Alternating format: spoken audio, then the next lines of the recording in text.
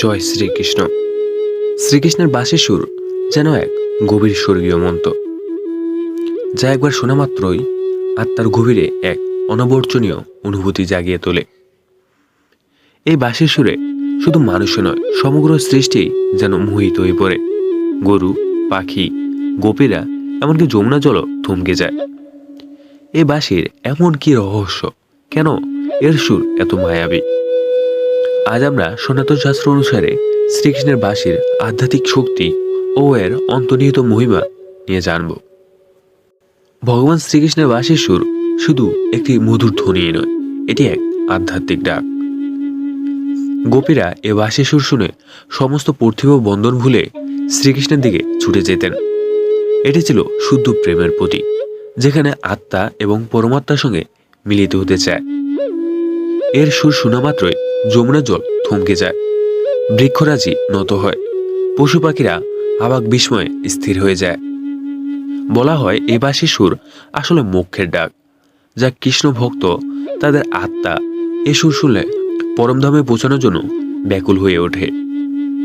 এই বাঁশির সুর শোনার সৌভাগ্য যাদের হয়, তারা কৃষ্ণের চরণ কমলে আত্মসমর্পণের স্বাদ পান।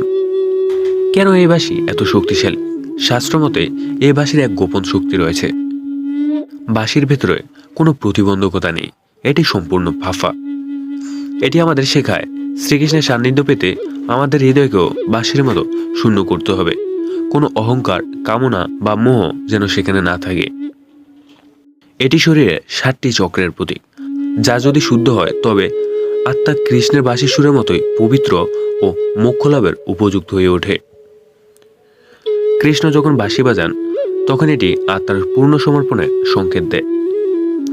শ্রীমদ্ ভগবদ গীতা বলা হয়েছে, কৃষ্ণ ভক্তের হৃদয়ে বাঁশির মতো শুদ্ধ হলে কৃষ্ণ নিজে তার মধ্য দিয়ে প্রবাহিত হন। ভক্তদের জন্য শ্রীকৃষ্ণের বাঁশি শুধু একটি বাদ্যযন্ত্রই নয়, এটি ভগবানের আহ্বান।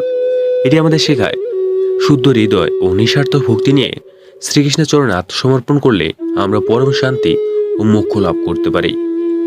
আপনার কি মনে হয়, শ্রীকৃষ্ণের বাঁশির রহস্য কি শুধু একটি পৌরাণিক কাহিনী, নাকি সত্যি এর আধ্যাত্মিক শক্তি আছে?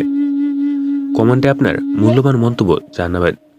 আর যদি এই ভিডিওটি ভালো লাগে তাহলে অবশ্যই লাইক করুন, শেয়ার করুন এবং সাবস্ক্রাইব করুন আমাদের ইউটিউব চ্যানেল SSTV24। ধন্যবাদ।